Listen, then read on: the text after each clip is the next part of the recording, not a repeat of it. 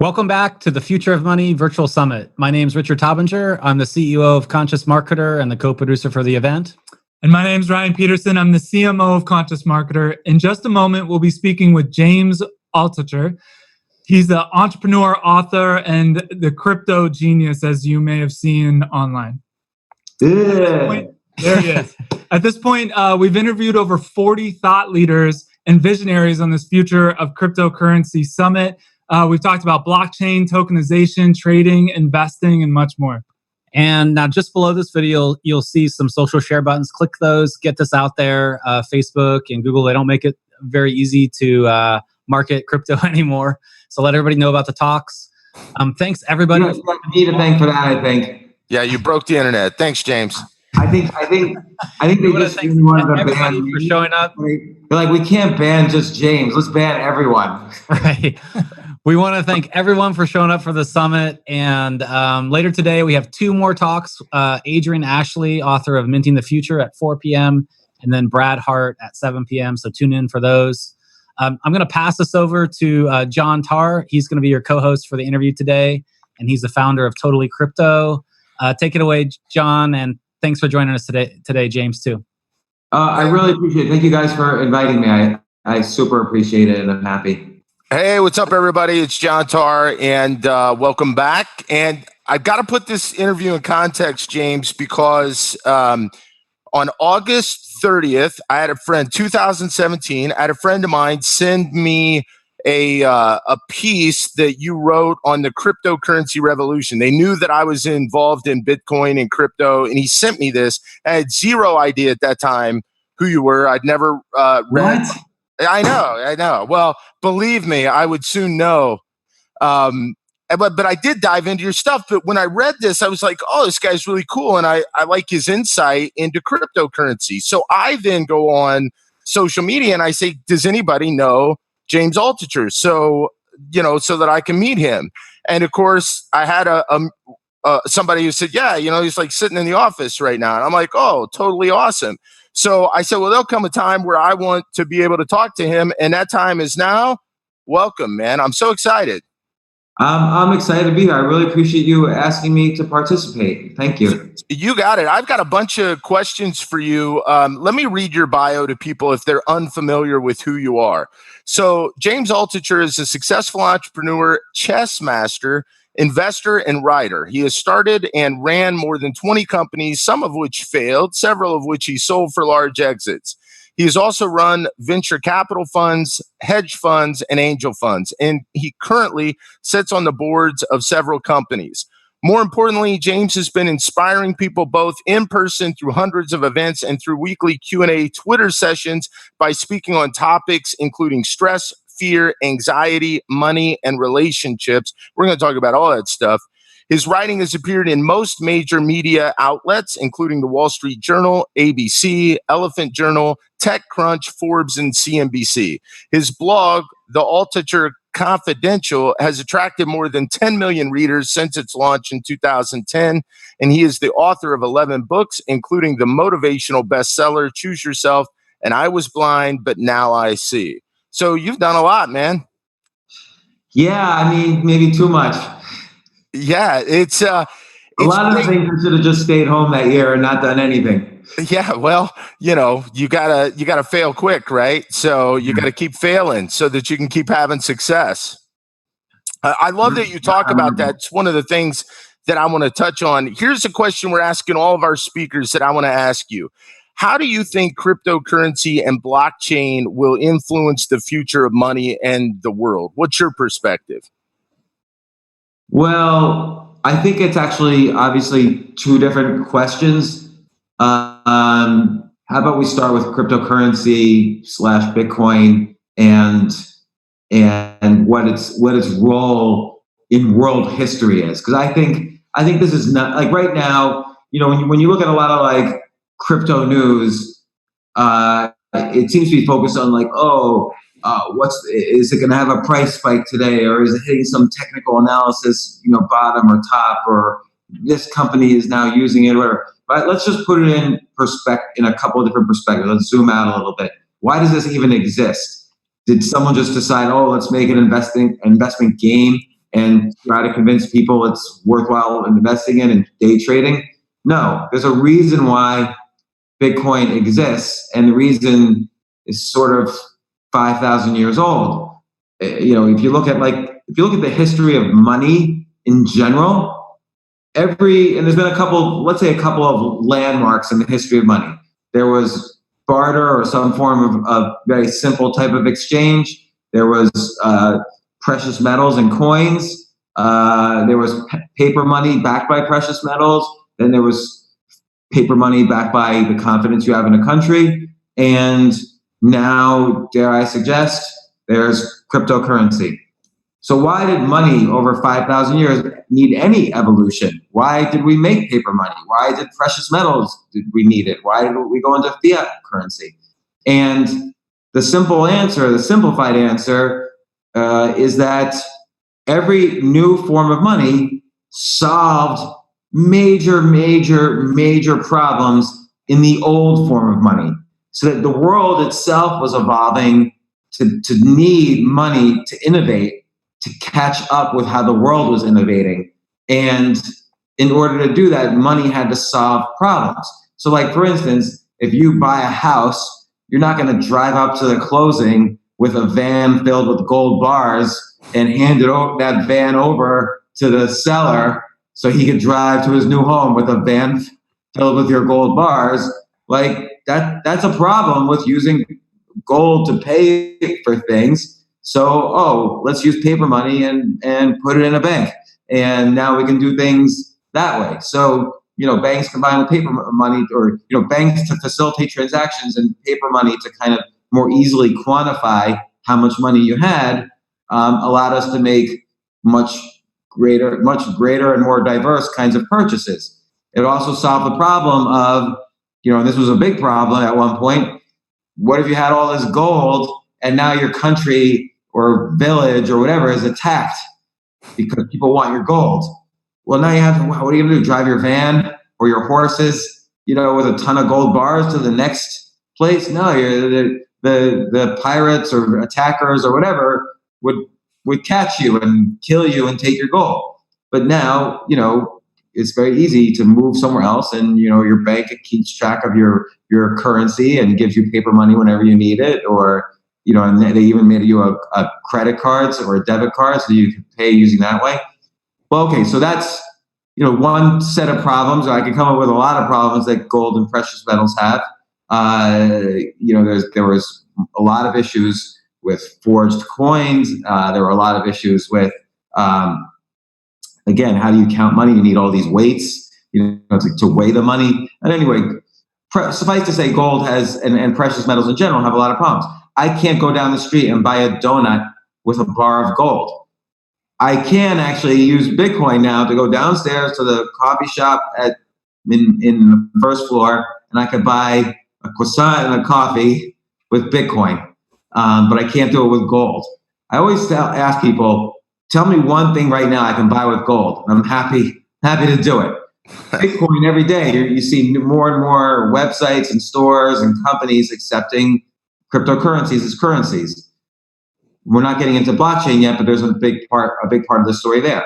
But it's not just that Bitcoin. So okay, then you get into fiat currency. That's the latest form of money, is paper currency backed only by the trust you have in a government. Why did that replace paper currency that was backed by gold?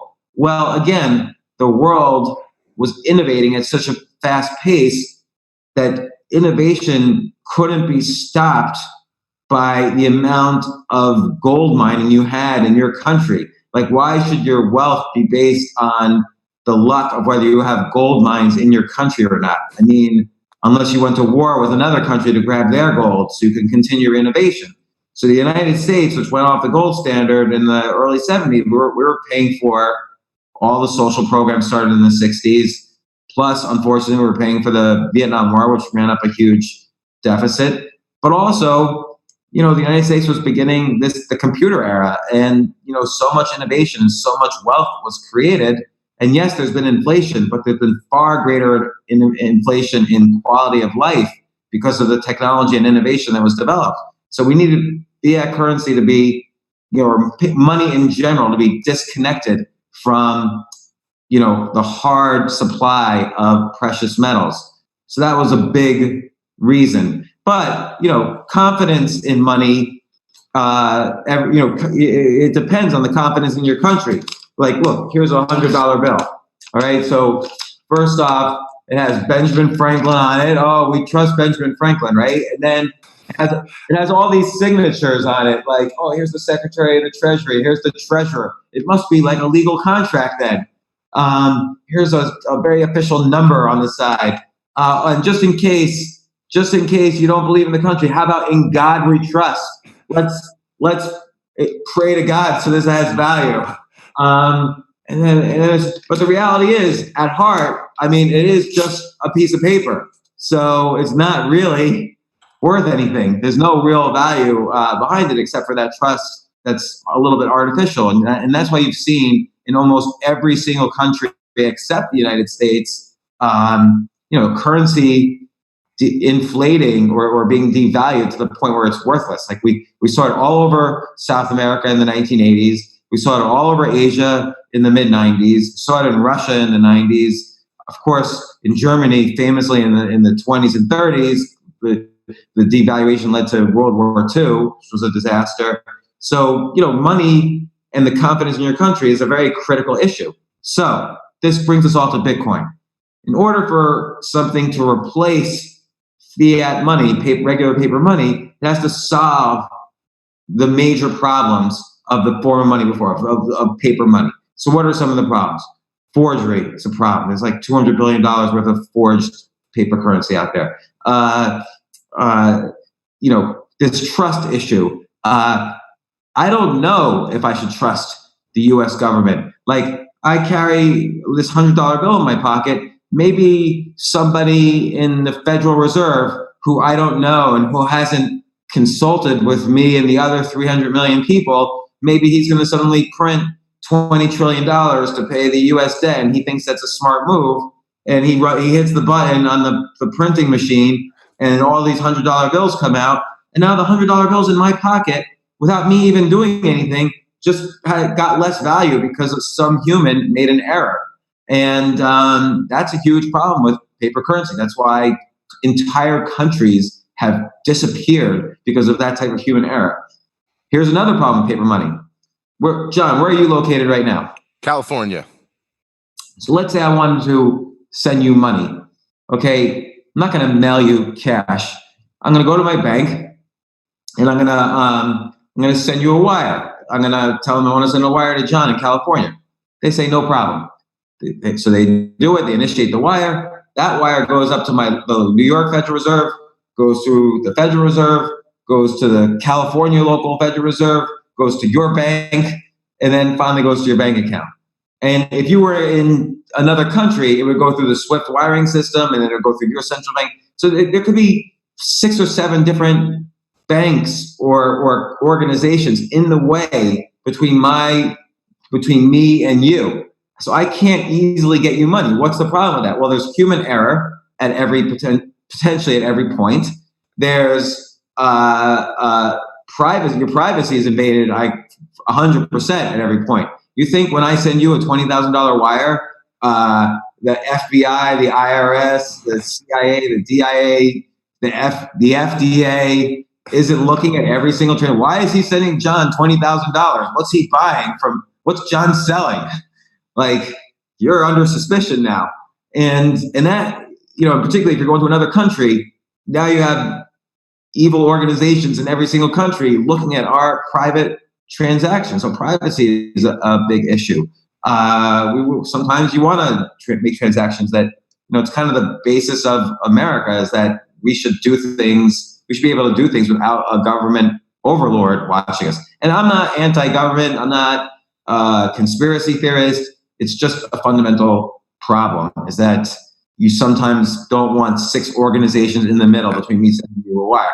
And then another problem is if there's these 6 organizations in the middle, they all have to make money. They're all taking fees. So the current financial system, the current banking system, has inflation built into it. So yes, there are fees with Bitcoin transactions, but sometimes no fees. If I send you just peer to peer. I could just send you money from my wallet to your wallet without an exchange in the middle. There's no fees. Privacy is protected. There's no chance for forgery. No one will know what we did. No one can spy on us. And you could trust that the transaction happened. So I can't do, the check's in the mail. That will never exist with Bitcoin. But that's a conversation that happens 100 million times a day between vendors and customers and so on. Oh, the check's in the mail. The money's on the way. Where's the money? It's in some mysterious ether that I bet you at any given moment there's $1 trillion in the ether where nobody knows where it is. But with Bitcoin and cryptocurrencies, if I send you money, you know it and nobody else does. So that's, a huge thing. Now, so again, I think these are big enough problems, particularly the avoidance of human error. And, you and I can both confirm by looking at the code of Bitcoin that, okay, here's how new coins are minted. And there's a maximum of, 21 million coins minus one. That will be printed in the lifetime of Bitcoin. We know that for a fact because we could read the code. With the dollar bill, you don't know that. With no other currency do you know that. So again, huge problem solved. Now, what does that mean for the world? Well, again, I think this is an evolutionary step in the history, the entire 5,000-year history of money. You don't need to understand. I just explained everything without explaining a single technical term about Bitcoin. You don't need to know technology to know the value of Bitcoin. You just need to know the values, the problems it solves. You don't need. Everybody thinks you need to know technology, and all these technologists are like, unless you're a coder, you don't know anything. Screw that. Like, everybody should be educated on the value of cryptocurrencies and Bitcoin and what's the difference between Bitcoin and other cryptocurrencies. But you don't need technology to understand this. You just need to know not only the history of money, but every industry evolves. You look at medicine. If you got sick 1,000 years ago, John, what would you do? You'd go to your local shaman and you would say, I must have sinned. Can you please pray for me so I can get cured? On me too. Yeah, well, that came later. First, you just pray to your gods. Like, what did I do? Don't let me have syphilis. I must have done something wrong. Like, just pray for me. And so first we had theism. Then we went to humanism. We went to doctors. And then doctors would put leeches on you, or doctors would say, take 2 aspirin and call me in the morning. And we trust our doctors. And now what do we do with medicine? We go to dataism. Like, hey, I'll take your 2 aspirin, but I want my blood work done. Maybe I want gene testing done. Maybe I want an MRI. And then from the data, I want a diagnosis. Maybe AI will come up with a diagnosis. And we're going more and more into dataism. Every industry in the world goes from theism to humanism to dataism over the past 3,000 years. Money is no different. We had In God We Trust to picture over the White House and George Washington and so on. It's a humanism. And then now we need dataism to really give us confidence in our money. So like every industry in the world, we're going through from theism to humanism to dataism in money. And, if you look at the industry of education, industry of war, every medicine, every industry has theism to humanism to dataism. Money is not the exception. Money is naturally, we're going to go to a data-based currency. Why Bitcoin? Why crypto? What's backing crypto is what question people have. Well, there's 1,000 man-years of mathematics and computer science behind every coin, currency, token, blockchain, whatever you want to call it. I mean, the cryptography alone, that's won Nobel Prizes. So these are not insignificant, or the awards equivalent to the Nobel Prize. These are not insignificant technologies that back Bitcoin. There's a huge amount of value. So you mentioned what's blockchain, or how's blockchain going to change the world?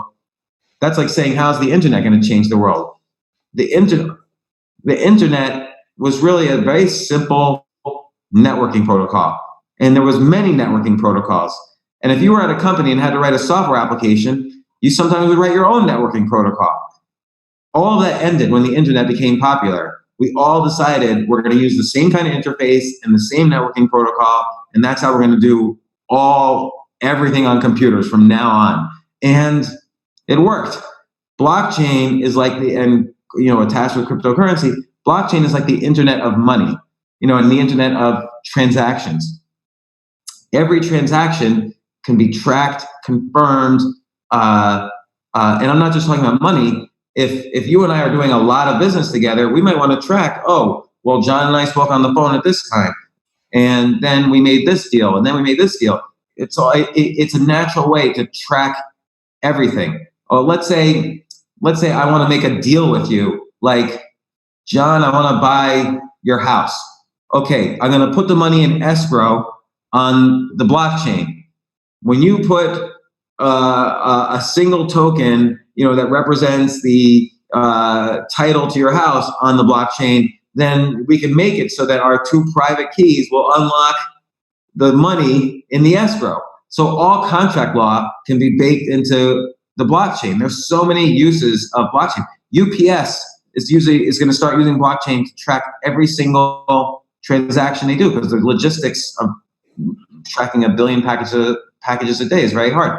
Banks are going to start using blockchain to track, this is a little complicated, but to track trade finance things. Like when you loan to one company so they can deliver products to another company before they get paid. They get a loan from the bank before they send the products, and then they get paid and pay back the loan.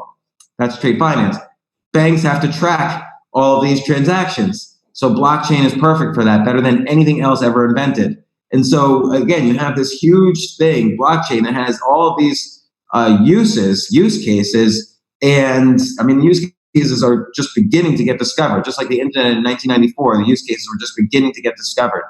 And again, I didn't use any technical terms or anything to describe it. I know I'm going on, but think of Amazon. If someone says to you, what's Amazon.com? You would not say it's a software application built on top of the TCP/IP protocol. You would say, Amazon's a store.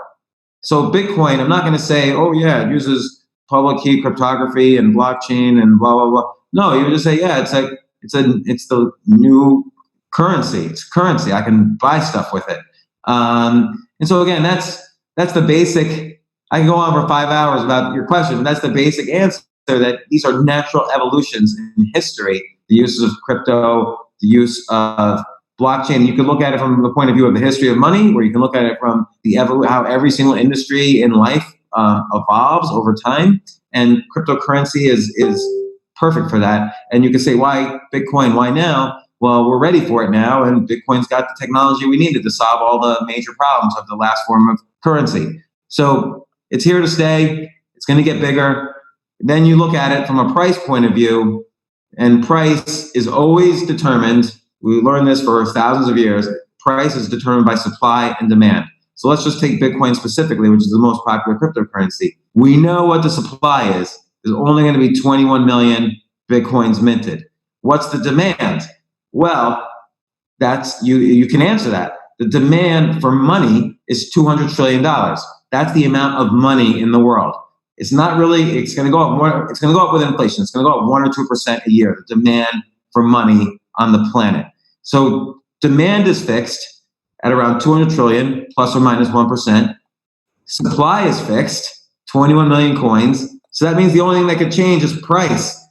What's the supply of Bitcoin? Well, there's only about, less than $50 billion worth of Bitcoin. 50 billion to 200 trillion is a huge distance. It's like bigger than I can say in this picture. By the way, whenever my girlfriend says, how much do you love me? I always say this much. And she says, that's not a lot. And I'm like, yeah, no, this is a huge amount. It's huge. Everyone else, I love just like this. Yeah, with you, I love like this. I want to keep expectations just right. So later I could say, it's like this. And my love grew. Love it. So Bitcoin has a huge amount. Bitcoin's like this right now. And there's a huge, huge, huge amount to go before it hits the demand of money. And the only thing that can change is price, because supply can't change and demand can't change. Now I'm done with the answer. Awesome. That's a great answer, man. That's a great answer. So are you then, so it sounds like you're very bullish on Bitcoin. which is awesome. Are you bullish on the crypto market in general? Like as this world market that is kind of spawned from Bitcoin, what's your thought on that? Is it going to get consolidated? Is it going to continue to be its own market? Any idea? Yeah, that's a great question. So when I first started, can I give a big answer again? Yeah, go for it. I love it. I have to ask for permission to ramble on. So it'll be a smaller answer though, I promise. So I wanted to avoid writing about Bitcoin for a really long time because, look, I've been in the finance space for 20 years. I ran a venture capital firm. I ran a hedge fund. I was a day trader. I ran a fund of hedge funds. So I must have done due diligence on 1,000 different hedge funds. So I really became familiar with every financial strategy. I'm also a computer scientist by education. I went to graduate school for computer science, undergrad for computer science. So cryptocurrency is is the overlap of these two fields that I've spent my entire career in. So why didn't I want to write about cryptocurrencies? It's because I always feel at the beginning of something, it's going to get very speculative. The internet, people say there was an internet bubble. That is not true. The internet had been around since Internet Protocol had been around since 1971. The web was around since 1991 when Tim Berners-Lee invented the web. But what was the real bubble then? Because clearly there was some kind of bubble. So in 1999, Wall Street basically called everyone with an idea that had a .com on it and said, we'll take it public. So there was an IPO bubble. It became very easy to have an IPO with just an idea. And Wall Street exploited that because they took tons of fees off of that. And there was a bubble, and the bubble crashed. And most of those new internet companies that never had any value disappeared. They went bankrupt and they disappeared. So whenever there's something really exciting happening, first, Wall Street ruins it, and there's a bubble, and then there's a bust, and then people figure it out. Internet now is, everybody uses it for everything. Clearly, it wasn't a bubble, and clearly there was no internet bust. Every year, it's gotten bigger than the year before.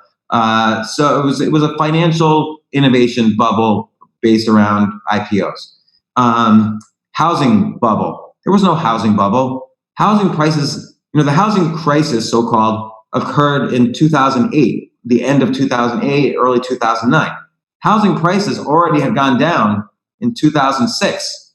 Houses didn't cause the financial crisis. What happened was Wall Street looked at real estate and said, you know what? We can make more money. We can lend money to everyone instead of just qualified people. So we make more money on all these loans. Then we could package up the loans and sell them as a bond to hedge funds. Then we could sell derivatives that are gambling on whether the bonds would fail, and we'll sell collections of those to other hedge funds. There was all this financial innovation that was just stupid, but people bought into it because there was so much money that short-term could be made. And that created the ultimate housing crisis because Lehman Brothers didn't have enough money to pay their bills because they had so much leveraged into whatever. So I wrote this in the beginning when I started writing about cryptocurrencies, is that 98% of ICOs, these cryptocurrencies, are scams or frauds or are worth zero. And I wrote this because I saw so many of my readers were asking me about, what do you think of this cryptocurrency? What do you think of that cryptocurrency? And I kept saying, they're a scam, but I realized I wasn't hurting people because, people were scared. They didn't understand why I was saying some things were scams. So I decided, okay, I'm just going to lay it out and say 98% of cryptocurrencies are scams or frauds or worth zero. And I still believe that. So I think we're in Bitcoin has obviously has value. There's a few other cryptocurrencies that have a lot of value, but out of the thousands of cryptocurrencies out there, most of them should be at zero and are just used as scams by financial engineering and kind of chicanery. And and I still feel that. So I wanted to basically create a product that could educate people on what are scams and what aren't. And unfortunately, then people were saying like, "Oh, what does this guy know?" Because I was basically calling all of their products scams.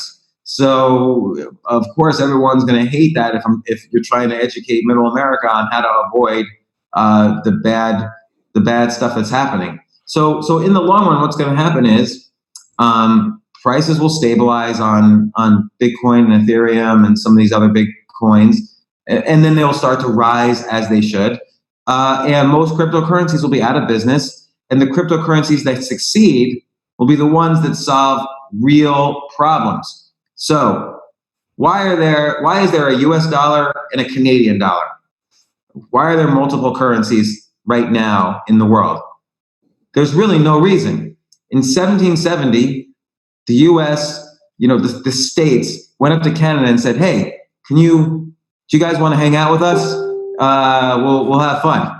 And Canada was like, "Nah, you do your thing, we'll do our thing." That's the only reason right now there's a Canadian dollar and a US dollar. There's a geographic border between our two currencies, a geographic border between the Mexican peso and the US dollar. All currencies are divided by geographic borders, except cryptocurrencies. Again, it's an evolution. It's really how currencies should be bordered. They have what I call problem borders. So Bitcoin, as an example, has some problems. So you can either solve the problem by changing the software of Bitcoin, or you can make a new cryptocurrency that solves some of those problems. And now that cryptocurrency has a problem border. So the people who need to solve that problem, they will live with that cryptocurrency instead of Bitcoin, and that will make that cryptocurrency valuable. And so there are a couple of cryptocurrencies out there that solve real world problems that Bitcoin and of course paper money have. And those cryptocurrencies will survive and even thrive. They'll become big just like Bitcoin will become big. But that's a very small percentage of all the cryptocurrencies that are out there. Awesome. Cool. That brought me to another question, but I want to ask this question first. So what are your thoughts? So today, SEC Director William Hinman said that Ethereum is not a security.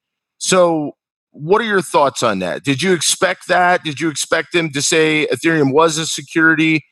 And where do you think regulation is going in this space?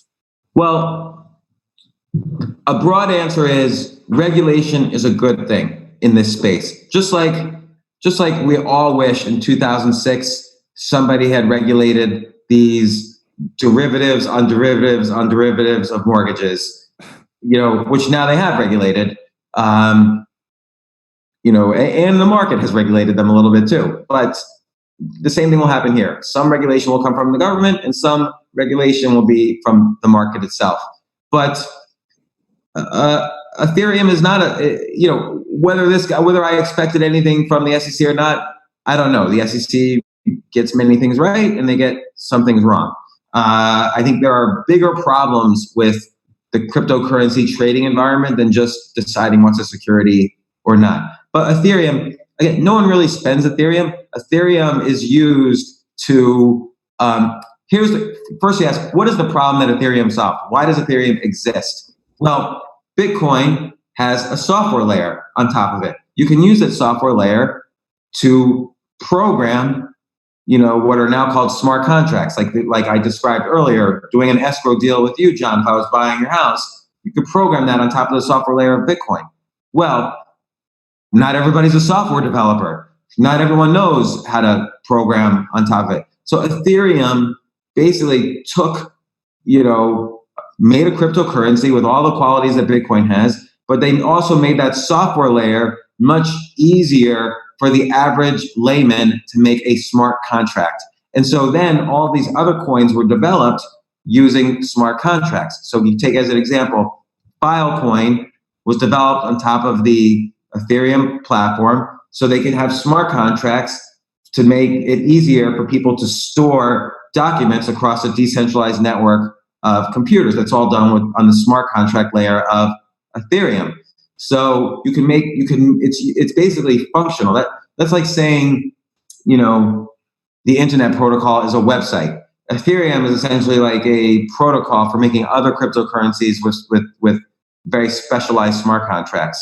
So I would say he's right, but he said it was a currency, I wouldn't say, oh my gosh, I'm calling him and arguing with him. Like, okay, Ethereum is you. People buy and sell Ethereum on Coinbase and other exchanges like it's a like it's an investable asset. And maybe it should be regulated like a currency. I think those are complicated issues. So I would have to understand why he says something to make a judgment on it. Yeah. Okay, cool. That makes sense. And so let's talk about adoption from a currency, a mechanism of payment, because I see a conflicting situation right now with Bitcoin because it's so unstable. So we all know the story of that $80 million pizza, right? Where the guy spends his Bitcoin and now it's worth $80 million. Why do I want to use Bitcoin to pay for things when in fact, as a store of value, I could be spending my retirement? So do you see these things as conflicting, and what's going to happen in your mind to stabilize this and maybe make me want to spend cryptocurrency? Well, that is a great question. I think that's kind of the underlying question of the industry right now, which is, it boils down to the question of what is money? So money is a store of value. Like I can put my savings in, people pay me in money for things, and I spend some of that money and I save some of that money and I put my savings in the bank. And I trust that money might not go up or down too much, so that my savings are real. They are a real currency that I could draw upon to pay for things in my life. So now, of course, it's not unusual to have hyper volatility in paper currencies. We mentioned earlier, South America, all of the currency got devalued to zero. Germany in the 30s, Russia in the 90s, Asia in the 90s. So it's not unusual to see hyper volatility in currency and see all of your savings get destroyed by hyper volatility, inflation, a corrupt government taking charge of your money. Like in Argentina, one day the government just said, hey, 50% of all your savings is ours. We'll pay you back later. So nobody liked that, but the government just did it. So, and they stood by it. And so Argentina went into a huge financial crisis. But so Bitcoin is the brand new kid on the block, and everybody's excited. So, and it's so deregulated. Like it's on all these exchanges all over the world that don't have any regulations. The government doesn't know what to do about it. Like, are people not paying their taxes? Are they buying drugs? Are they buying guns? What are they doing with this Bitcoin stuff? So people are scared a little bit. But like, so the first question you're really asking is, as a store of value, do I keep my savings in the dollar or do I keep my savings in Bitcoin? Well, typically people keep their savings in multiple assets. Some I put into housing, some I put into cash, some I put into stocks. What if I put it into Apple stock and Apple stock gets cut in half? Which would happen in a stock market crash. Your savings go down. In 2009, Citigroup, but in 2008, 2009, Citigroup went from like $50 to $1. So if you had your savings in Citigroup, the biggest bank in the world, one of the most respected and trusted institutions in the world, you would have lost 98% of your value. And then, by the way, you would have made it all back. So a lot of investable assets are volatile. But I do think a problem with Bitcoin as a currency is the volatility. There are coins and attempts out there to reduce the volatility of Bitcoin.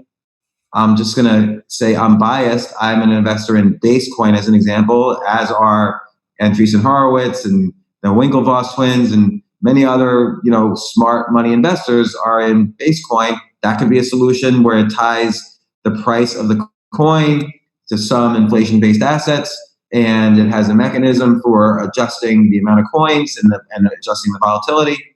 So, but who knows? Maybe Bitcoin doesn't need a solution. Maybe when the price eventually catches up with the demand, it'll stabilize. That's what I think will happen in the long run. For now, the Bitcoin price is kind of being dominated by day traders who are trading a small amount of Bitcoin up and down by hundreds of dollars, and maybe manipulating it in some cases. Who knows? I'll tell you one thing. I got a call the other day from a friend of mine. My friend works on the floor of the New York Stock Exchange, And so he deals with very big customers. And he said, James, can you help? I have a buyer with $100 million, and he wants to buy $100 million worth of Bitcoin. I haven't written this. This is the first time I'm sharing this story. And he said, if you can, maybe there's something in it for you if you can help me sell it. Now, whatever. I didn't look for him to say that. He just asked for help. Can you find me with somebody with $100 million worth of Bitcoin who will sell it to my buyer? So I called up a few people I knew who had much more than $100 million worth of Bitcoin. 100% of these people said, no, I am not selling a single one of my Bitcoin. These are people who could have cashed out on $100 million worth. I have a buyer. They don't want to sell their Bitcoin because they believe in it and they think the price is too low. So what's happening now? Why is the Bitcoin price so low? If there seems to be demand and there seems to be supply. Well, the issue is, there's not really supply, so the price is ready to go up. But what's happening is these transactions are being done very privately. So Iran, when the U.S. pulled out of the nuclear accords with Iran, Iranian citizens, Iran has a pretty secular population, and then the rulers are theocrats. But the wealthy people in Iran, they're like, this could get very bad very fast. So $2.5 billion of Iranian money fled the country into Bitcoin. Well, why didn't the price go up? It's because they bought the Bitcoin directly from Chinese miners who had an oversupply. Well, those Chinese miners, they're going to run out of their supply, if not already. And then you're going to see, once transactions stop happening off exchange in these private, huge, humongous transactions, you're going to see the Bitcoin price shoot up to much higher than before. And even though the price will be going up, volatility will go down. Like, you're not going to see it go down 60%, up 7,000%. It's just going to go to its natural supply and demand place. Now, there's another problem, which is that a lot of cryptocurrencies are being manipulated. There's inside information in cryptos is not illegal. I'm not arguing whether that's a good thing or a bad thing, but it's just, these are things that tend to affect price volatility without people understanding why. So there's all these problems that will be solved over the next year, 2 years, 6 months. One by one, all of these problems will be solved. Bitcoin will be a lot less volatile, and other cryptocurrencies that survive the flush will be a lot less volatile, and price will start to find its normal supply and demand point. Awesome. Yeah, I think, when you go back to what you said about supply and demand earlier in our conversation is so true. So people should watch this interview again. And then when he's talking about this volatility reaching this equilibrium, I think that's totally spot on. Now, yeah, go ahead. Don't forget, an asset can go up and volatility can go down. So when stocks are going up, volatility is going down because stocks are just steadily going up. Now, that means they might go up 100% in a year, but the volatility is considered to be going down. The problem with volatility is, as you said, you could put your savings in something, it's up 100% one day, but down 50% the next. It's the up and down volatility that you really care about. Upwards volatility, that's kind of what you want. Everybody's happy then. Yeah. So you don't say, it's too volatile for me. Yeah, it's just going up. No one says that. Yeah, right. Yeah, no, you're exactly right. So let me ask you this: as an entrepreneur and an investor and a Bitcoin advocate, let's say Bitcoin genius, where are the opportunities? Word genius. The word genius is not my word. Yeah, I understand. Where are the opportunities on a macro level for entrepreneurs and investors here? I want to ask you, which coins do you like? But on a macro level, where do you see the biggest opportunities in this market as it grows? Well, obviously we talked about we talked about the biggest arbitrage, which is there's $50 billion in supply of Bitcoin, but there's $200 trillion worth of demand in money. So if you think there's even a small chance that Bitcoin will eventually replace paper money, and I do think we all think that there is at least a small chance, if not a big chance, then you're going to see Bitcoin, the price, go up, whatever $200 trillion divided by 50 billion, I think that's about 200,000%. You're going to see Bitcoin rise by that amount. So just simply have, and by the way, only a small sample of the population has any investment exposure to Bitcoin at all. It's kind of hard to buy a Bitcoin. Like I can't just sign up for Coinbase today and put in my debit card and buy a Bitcoin. And that's the easiest exchange of all. You have to kind of prove all these things. And if you're using your debit card and not linked to your bank account, your amount of money is like you can only buy a few $100s worth and $1,000 worth. So, a very small percentage of the population, tiny percentage, has even access to buy cryptocurrencies. Forget about Bitcoin, but all the other cryptocurrencies. So, but that's going to change. There'll be the SEC is figuring this out, but there'll be ETFs, exchange traded funds, that they themselves will buy the Bitcoins, and people will put money into that because they trust the New York Stock Exchange to keep track of the legalities of things. Whether that trust is true or not, people do have that trust. So these ETFs will go in and start buying tens of billions of dollars worth of cryptocurrencies, and they're kind of price ignorant. They don't care about the price. They get more money put into the ETF. They have to use that money to buy the Bitcoin or cryptos or whatever. So you're going to, just like you saw stocks rise in the past 6 years, what happened in the past 6 years? Okay, the economy got a little better, but the stock market was in the 600s on the Dow. Now it's 25,000. The economy didn't get that much better. What happened was ETFs went from $500 billion in assets to $1.5 trillion. So $1 trillion of blind money just went out there and bought the biggest stocks, the ones that drive the Dow Jones and the S&P and so on. So the market was forced up. So right now there are no crypto ETFs, but there will be. And that's going to drive billions, if not trillions of dollars of money into this asset class. And so that's when the common man, when Main Street, can make money. So opportunity number one is buying Bitcoin and the cryptos that you research and whatever, and wait until all these things happen. Like a country switches to crypto, exchanges have ETFs, regulation is figured out, all these things will eventually happen, and cryptos, the surviving cryptos, will go up enormously. So that's opportunity number one. Opportunity number two is be a picks and shovels company. The greatest example is if you set up a crypto exchange, boom, you're going to have $100 million worth of orders the next day. So, and there are companies out there that will just sell you a white label crypto exchange. And then it's just your ability to market that exchange that determines if people use it or not. So the most popular ones being Coinbase, but there are hundreds and hundreds of exchanges out there selling all the coins and even derivatives on the coins. So then you can start to say, well, what do exchanges need? Well, exchanges maybe need options buying on cryptos, and other derivatives. Maybe exchanges need more coins. Maybe here's an innovation.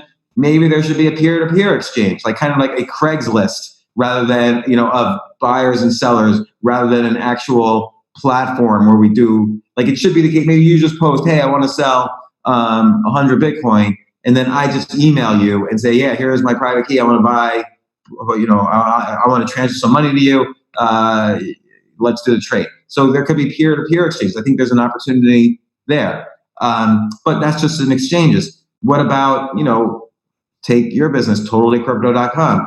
There's a lot of companies out there now that are mom and pop shops of Bitcoin news, but the general media business is so much larger than the Bitcoin / crypto media business. That's an industry that's going to grow and be consolidated.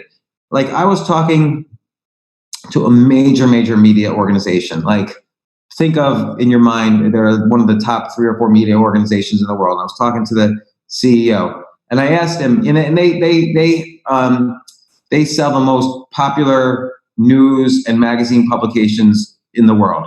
And but I asked him, of all your 50 publications, combine all the online views you get. How many online views do you get? And again, these are name brand companies for over 100 years in some cases. And he said, okay, combined, it's about 200 million visitors. And I said, if you just take the top 10 Bitcoin news sites, you're well over 200 million visitors a month. And so this is a space that will be consolidated at some point. And, you have mom and pop shops that get 30 million views a month on their 2-page, news websites. I hope you get that many users a month. I don't know. But that's an industry. Another industry is, I'm UPS and I want to make a blockchain company that tracks all our transactions. Okay. There's software companies that will start up that are just going to be blockchain software companies, and they'll start off as service companies, but eventually they'll become software as a service companies, which have high valuations, and that's going to be a whole industry just by itself. Other opportunities, this is a little more sophisticated, but chips where, the software of the Bitcoin of processing, and you're already seeing this with NVIDIA and so on. They're creating special chips for Bitcoin mining, but there might be special chips for other types of Bitcoin transactions. I don't know. There's going to be so many picks and shovel stuff. There'll be companies that will be just set up to make wills and divorce agreements and escrows, and all contract law as a software as a service built around Bitcoin. So that'll put all the lawyers out of business. So instead of spending like $30,000 for a divorce, you could spend $10 for a divorce or a will or housing legal fees or whatever. So that's going to be a whole industry using blockchain and smart contracts and so on. So I think there's going to be a lot of industries. The opportunities are just beginning. Yeah, cool. And I agree. And we've got about 8 minutes. And here's what I want to close with is, first of all, thanks. Hold on quick. I just realized I have 1% power. Oh, okay. That'd be a disaster if I didn't look. Okay, boom. All right, awesome. So you, what people may not know about you is you're sort of a personal development guy. Like you do a lot of writing, a lot of inspiring people with personal development. And recently, inspiring or perspiring. Yeah, perspiring. So before you broke the internet, you were all over the place and just had all kind of haters, right? So anytime there was a post in Totally Crypto with your picture, it was a hate fest. And I subscribe to your stuff and I dig it. So my question is, how do you deal with the haters? I know you've written about this. How do you deal with the haters, and what's your advice to people on dealing with haters? Well, I've thought about this so much because I've I've written a lot of things that have been controversial over the years, over the past 20 years. I mean, I've written 19 books. I've written for major publications, financial and technical, for the past 20 years. So I've written a lot of things that people don't agree with, and I've gotten my share of hate. I remember in 2007, I wrote for the Financial Times that Facebook, which Microsoft had just tried to buy for $1 billion that week, I said Facebook is going to be worth well over $100 billion. This is like a mini internet that everyone's going to use. And everybody disagreed with me, sent me hate mail, said I was an idiot. Oh, it's going to be like MySpace. They'll be the next one. CNBC went on. I went on CNBC. They laughed at me and made fun of me. But then 5 years later, Facebook went public. The day it went public was worth $100 billion. So I went back on CNBC, and they actually, to their credit, apologized. But most people don't apologize. Most people are anonymous. Like, look at all these handles on Twitter. It's like, crypto rat, giving all these opinions. It's like some 16-year-old guy in like his mom's air-conditioned suburban house. Like, this guy's a fucking scammer. And right. So, sorry for the language. No, it's great. So you kind of have to put it in context. Like, okay, most of these people don't know me and don't know that I've spent my entire career trying to help people. And people say, well, what does he know? I've been in the technology space since the 80s, the internet, since it was a thing. And I've also been a hedge fund manager. So I'm like the only guy who knows, both the technical side very deeply and the financial side very deeply. And I've studied this quite a quite a bit.